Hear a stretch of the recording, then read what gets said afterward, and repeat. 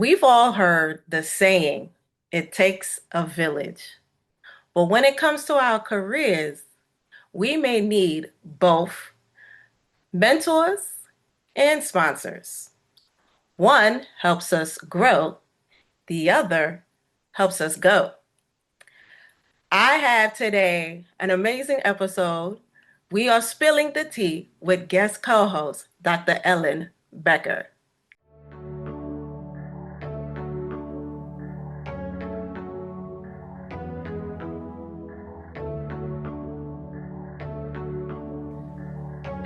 Hi, guys. Welcome back to RT Shed Tea, where respiratory therapists live out loud. With me, your host, Linda Fry, the asthma lady. Yes. Welcome, everyone. Welcome to anyone new. And today we have an amazing episode. We are going to be talking about mentorship versus sponsorship and possibly needing both in our careers and leveling up in the RT profession. And today we have Dr. Ellen Becker. Yay! Okay, so what I'm going to do is I'm going to read her bio. And she was so gracious enough to give us the short version because she has a lot of accolades. But we are going to do the short version.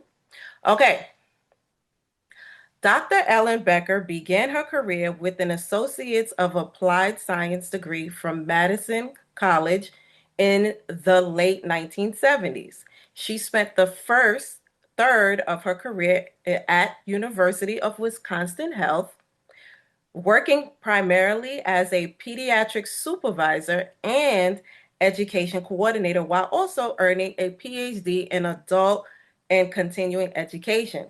Upon moving to New York City, she taught in a bachelor's degree RT program at Long Island University in Brooklyn, where she also founded and directed a community-based asthma education program. The final third of her career was at Rush University in Chicago, where she taught in a graduate respiratory care program, gained additional experience in pulmonary function testing, and further her research agenda. Her professional passions are believing in the potential of others and advancing the RT, the respiratory care profession, through mentorship, sponsorship, and research. And we are so lucky to have her here today. Yes, Ellen. Okay, let's get to the show and let's jump right into it. Ellen, I ask everybody this question, every guest co host. How did you get into the RT profession? How was it somebody that you met? How did we get into it? Everything in my life happened a little bit by accident. So I have an older brother. He has asthma. During a career fair in high school, he went and listened to an inhalation therapist, and he came Okay. home from school and said that was interesting. The following year, when I had to pick things, I knew I was going to be a pharmacist or an accountant, and I thought he was so jazzed about the inhalation therapist. Why don't I take a listen? I realized I could do the program in 2 years, and because Okay. I grew up on a farm, so I knew hard labor, and I did not want to go to school and make a bad choice. So I figured in 2 years, I'm going to know if I like it or not. Right. I was hooked. Excellent. Okay. All right. So you had the brother inhalation therapist, which is how it was what they used to call respiratory therapist. So that's a good point. And so walk us through now. So once you became a respiratory therapist, what got you to segue into academia? Another accident.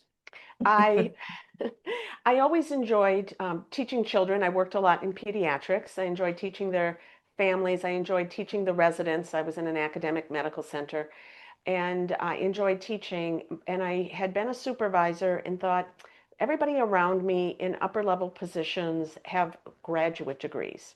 So what's Okay. going to be my graduate degree? The only graduate degree in the mid 80s at the University of Wisconsin that had evening courses. Remember, this is before distance learning. Okay. The only Gotcha. program was the program I enrolled in. And so I had my daytime supervisory job. I didn't want to Mm-hmm. resign that job to do who knows what. Right. So that's how I selected the program. Okay, okay.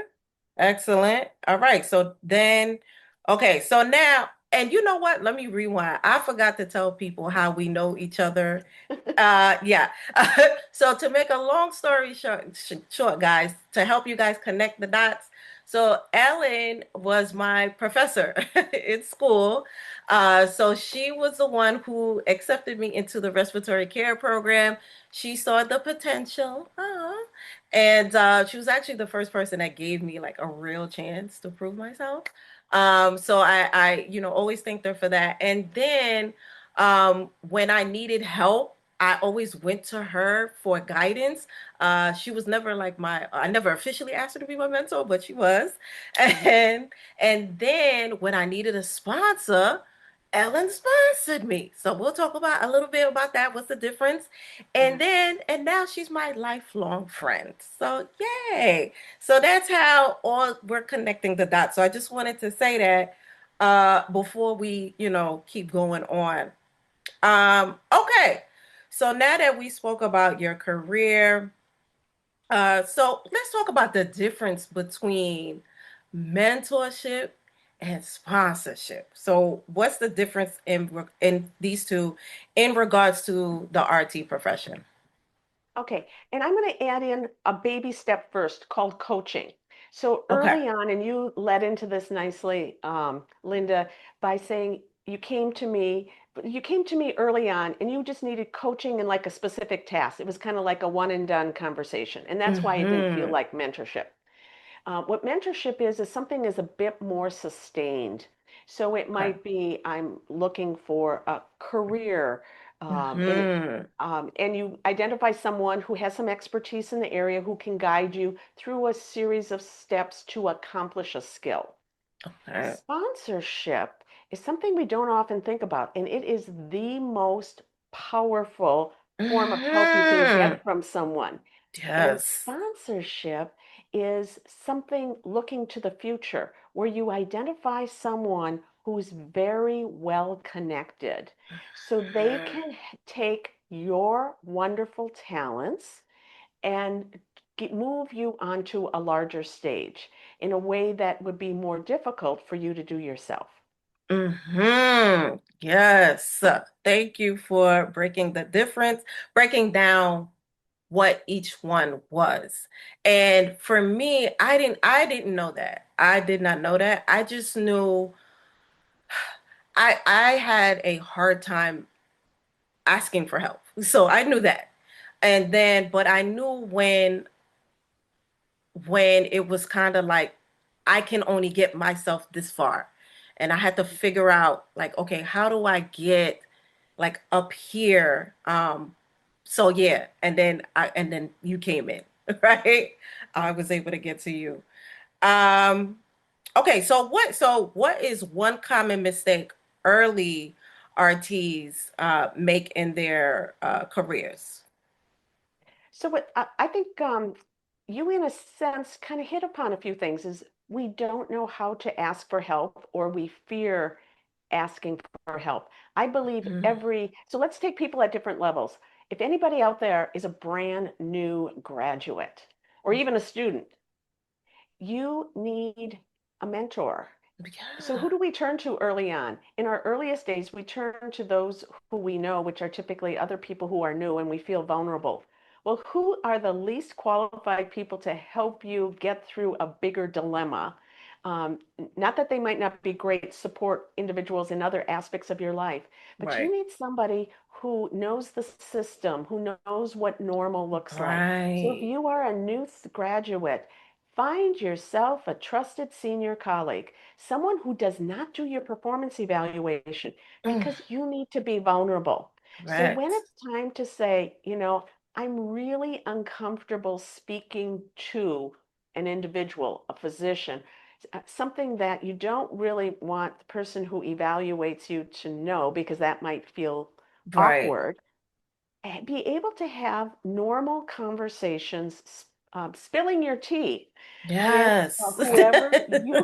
whoever is near and dear to you, and then someone who can coach you and say, okay, this is a normal feeling, or here's a strategy, and someone who can guide you in that process. Don't try Okay. to go it alone. When you're further on in your career, uh, then you might have some ideas of, okay, I'm pretty cool with my skill set. I want to take it to next level, but I don't really know how to approach it. Well, see if you can find a mentor who could help you explore how Okay. you want to move things forward. What sorts of experiences they can help you get? Can you job shadow? Can they introduce you to people? And All that would right. I would still put in the realm of mentoring because you're Okay. not sponsoring is next level. And Right. we Right. have to crawl before we walk. We have to walk Mm-hmm. before we run. And so that could also potentially be a misstep if early on you say, forget this mentorship thing. I want someone to sponsor me Sponsor me. Okay. for a supervisory job. Well, I don't know if I can sponsor you for that yet. First of all, I don't even know you. I I don't might not know even know you. you. Okay. So that's a good, okay. So that's a good way to, because I was gonna ask, like, how would you ask somebody to sponsor you? But you hit something on the nose. If there's no rapport, right? Mhm. If the person doesn't know you, yeah, right. Why, why would they put their name out there for you? So you just brought up a great point is when you sponsor somebody, you are putting your brand on that Hmm. person. So let's just Yes. tie back. We talked about you introduced a little bit our connection. At Hmm. some point, I said, Linda, I would like to sponsor you to speak at the AARC Congress. Yes. And I I would not have started, I would and notice in our nice long friendship, I didn't start there because you needed to get local experience, regional experience, you needed to get hmm. comfortable speaking. So I was at that point not making the recommendation that I sponsor you. It was later on. And so Hmm. making the decision to sponsor really comes from the sponsor because I have I've been around many decades and I have my Hmm. brand. And if I say I'm sponsoring someone, that to me that means something, and probably the person who's listening to me thinks that means something. So we need to we can't it's a bit like going on a first date and saying, "Will you Hmm. marry me?" Right. Well, yes. And that's a it's little like, weird. whoa. It's like, Yeah, whoa, that's a little it's a too lot. aggressive. But let's Yeah. figure out how you can do it. So, what you might want to do is approach someone and say, I need to strategize with someone how to move forward in my career. This is Okay. where I'm at. This is where I'm going. Would you be someone who would be willing to meet with me to figure out a strategy? And so, Okay.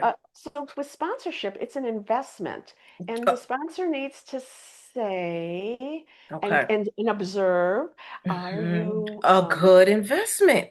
am I a good investment? And so I know Linda language talks about having good credit. Credits. So are you dependable? Do you Mm-hmm. follow through?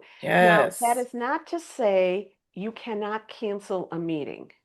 So if you have something set up and you need to cancel or you can't follow through for a good reason, please don't do a no-show. Mm-hmm. Communicate, let somebody know what's up, what's happening. It happens to all of us in life, so I don't want to instill fear.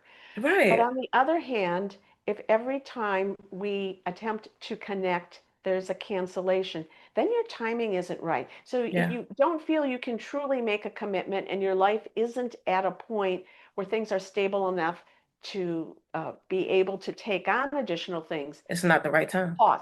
Yeah, Yeah. just pause. But Yeah. then come back when you can be dependable. Because if you're not dependable, I'm not sure who's going to sponsor you.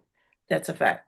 Your word is everything. It's like, Mhm. yeah, yeah, yeah, yeah. It will leave a bad taste. And like you said, it's a brand. So if a brand is not showing up the way it says it's going to show up, then You're not co-signing that. Hmm.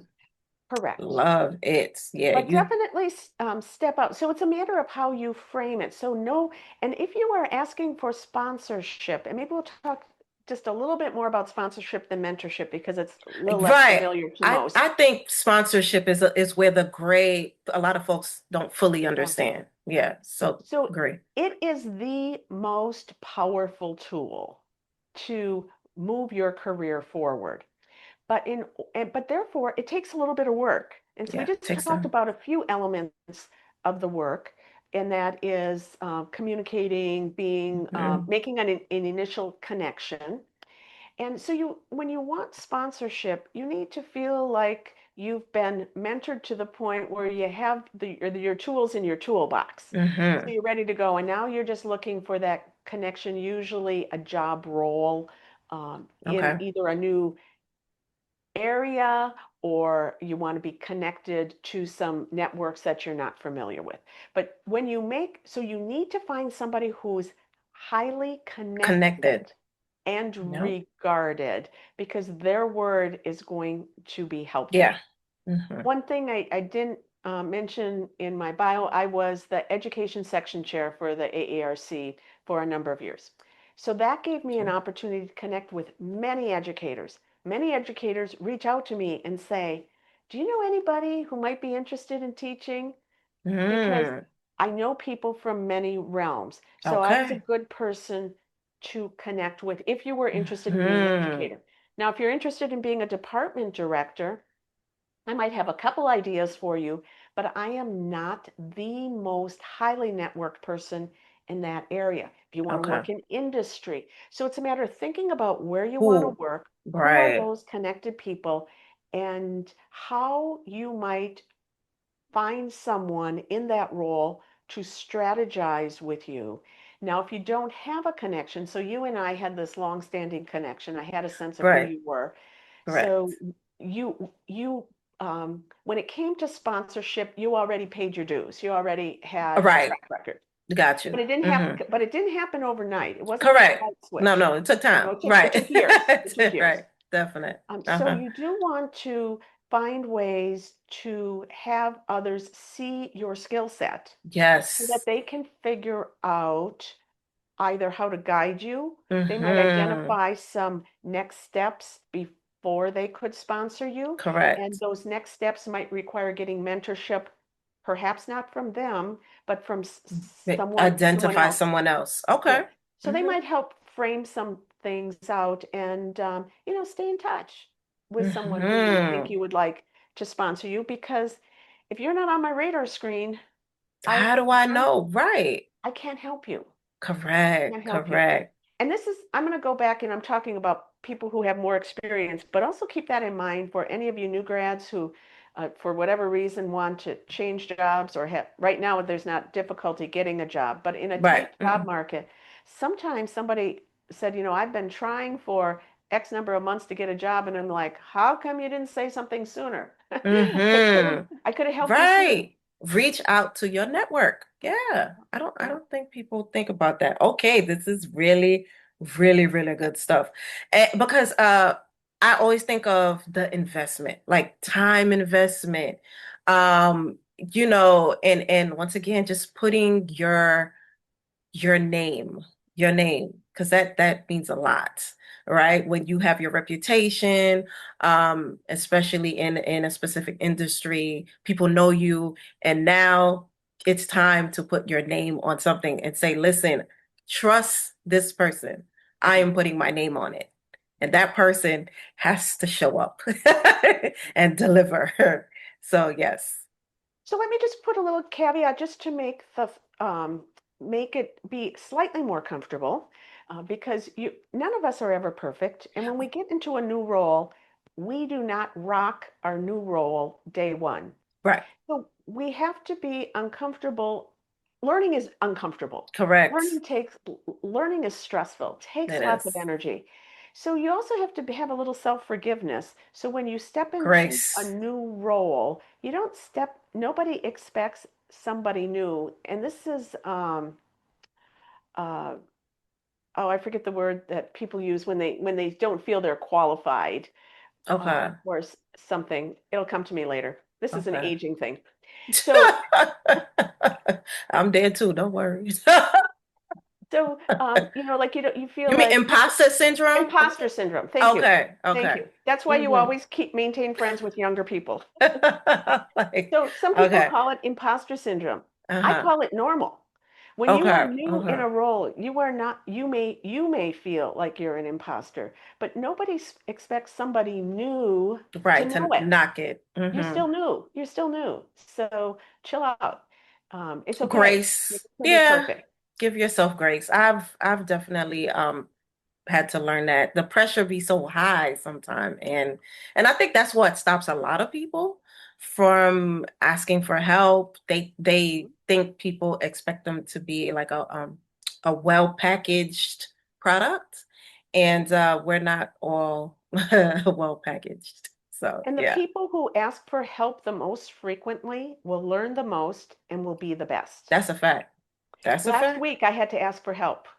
I was using a Google Drive and I was Hmm. confused about something. I knew somebody on this committee seemed savvy with it. I shot out an email. Can I have a 15-minute Zoom appointment with you to Hmm. answer a few questions? Thank you, Camille. She responded promptly. 15 minutes later, I knew what I needed to know, and I'm good to go.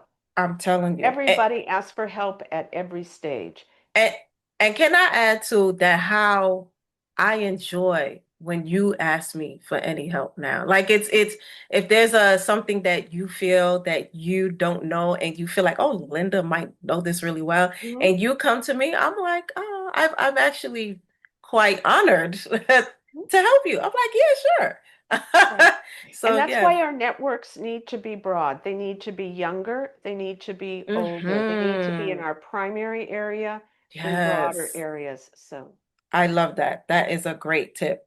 Okay, so okay, now we at the meats. This is good. This is good. So how can a mentor naturally evolve into a sponsor? okay. That's a good one. Yeah, so that was our relationship, right? So it was as you were in addition to being a student in the classroom, you worked with our community-based asthma education program. We Right. had that opportunity to work together. Then you went into graduate school, and so we had a chance. And so Hmm. I would say there was some mentoring at that stage. And then I knew who you were, I knew your skill set, I saw your skill set growing, and that evolved into sponsorship. You did not ask for sponsorship. I initiated Right. because I knew you didn't know about it. I would So, right. I wouldn't know. I don't think I fully understood what I was asking you for, to be honest with you, because I knew I wanted to speak at the AARC. I just didn't know. I attempted to write the to send proposals and didn't get accepted, and I was like, yeah, I need help with this. right. Yeah. Yeah. Uh-huh. It's because people didn't know you.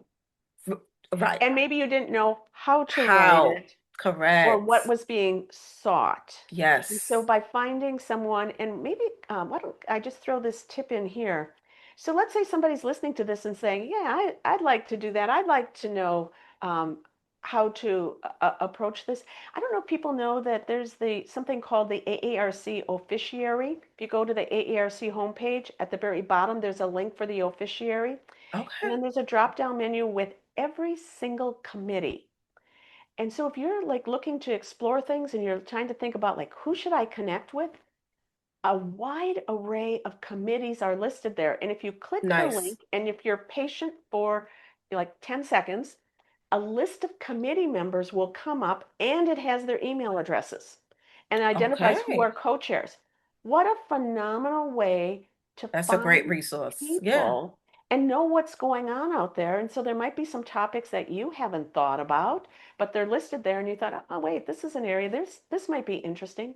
Let me go Okay. seek that information. So that might be a starting point. So you don't have to feel like it's only people you work with, Right. only local groups, and nothing against your coworkers or local group, but Right. you got to spread your wings.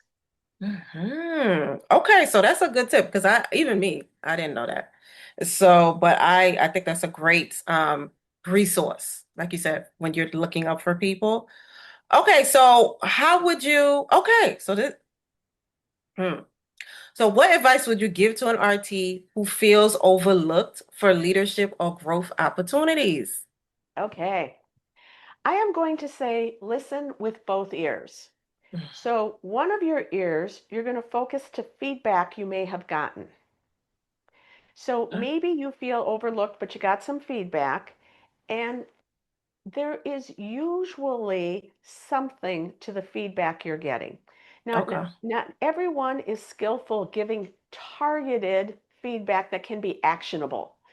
So, okay, when I get feedback, let's say I have a class of students who are dissatisfied with something, the dissatisfaction gets expressed, which is important, right, but the specifics that would allow me to fix what they're dissatisfied about are missing. And I always find in-person conversations and kind of drilling down what would it look like if I did it right as being helpful information because you need a set of skills. okay, But maybe the person who's giving you the feedback, that's not their skill set to drill down sufficiently for you to work on and improve whatever it is they want you to improve. So that's where you have to go outside. And if you're getting consistent information from a wider array of people, there's something there. Work on it. okay. But I'm also going to say you have two ears and And one mouth. That's a and fact. one mouth, right? That's a So fact. so you also have to listen to yourself and what you truly Mhm, believe mhm. because there have been times, and I'll use my dissertation work as an example. I was so convinced, so thrilled about my dissertation topic, and I'd share it with people, and I would say 90% of the people said, "You're on the wrong track. That's a bad question. It'll never work." Right. Okay, so I complete my dissertation. I submit it for publication to Respiratory Care Journal, my first publication in Okay. Respiratory Care Journal. And one of the reviewers said if this were accepted, it would destroy the reputation of the journal. And so you can look Wow. at that two ways. As one is somebody thinks this is really bad, and Wow. another way is to say, I'm a really powerful person that I could single-handedly destroy a journal. So the article wound up being published, and it was on using distance learning for working practitioners to complete a bachelor's degree. So fast forward 30 years, was I And off here track? and here we are. Yeah. So Okay. listen with both ears. You do have to Wow. listen to feedback you're getting from others, but Hmm. sometimes and then I have to acknowledge that the feedback that I was getting was negative. Nobody was giving me evidence or background information to substantiate it. Whereas in my academic role at the time, every one of my faculty mentors were supporting the idea because there was data in the literature showing that this had potential. Got you. Okay. So Go you with your still have to gut. listen. So you have to listen. So you do Go. have to listen to yourself, Yeah, but I don't want to encourage people to not listen to others as well. So look for patterns. definitely. I like it. And okay, I don't want to miss because we're running out of time, but I don't want to miss this one question. What's one thing that mentors and sponsors should keep in mind in regards to sponsoring RTs of color and underrepresented groups in the profession? That's a good Yeah. one. I didn't want to So let that go. don't let others define you. Define Mm, yourself. And so don't let other people define what you can or cannot do.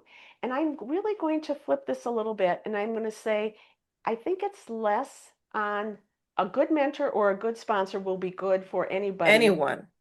But I think the issue is the individual being willing to ask for help and don't limit your network. So I think you and I are a great pair. I am female, you're female, but I am not a woman of color. But that doesn't mean That you can't help.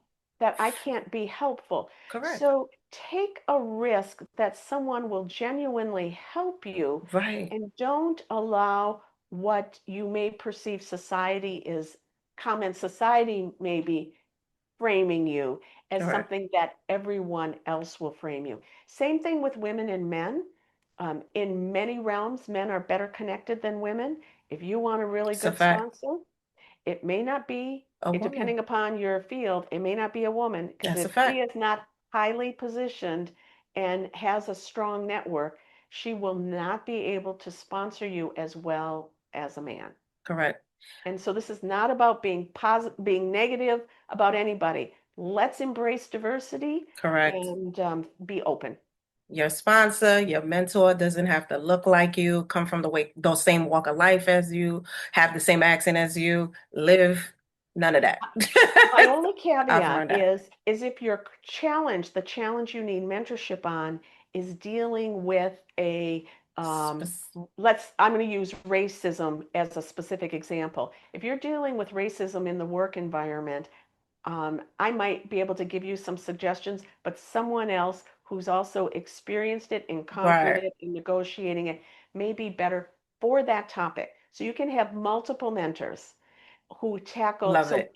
pick the right fit for the topic. Love it. Love it. Love it. Ellen, please plug away. Whatever you have going on, where can we find you? What's good? Well, I am thrilled that this is the second year of the AARC's Emerging Leaders Program. So every year, Yes. for the past 2 years, they've been accepting candidates for this program, year-long program. We're in the middle of year two. So any of you who are looking for leadership opportunity through the or leadership growth from the AARC, look in the spring for Emerging Leaders Program. In terms Nice. of where I don't have I'm not the fancy social media person that the asthma lady is, but you Buddy. can find me. Just Google Ellen Becker, respiratory therapist, and Mm-hmm. I'll probably pop up. I'm still at Rush University Very and relevant. a few other places, but if you can find me. Don't worry, they will. Ellen, we appreciate you. Thank you so much for your time. And guys, I will also put in the description the emerging leaders information and these resources that were mentioned because, yes, this is very important. And I definitely wanted to spill the tea on this topic so badly. Ellen, we appreciate you. Thank you for coming once again. Guys, remember that we are here on most podcast platforms on Wednesdays and we are on YouTube on Thursdays, except for when I'm on vacation. All right, guys? So, yes, remember we are growing together. Thank you so much, guys. I'll see you next time. Bye.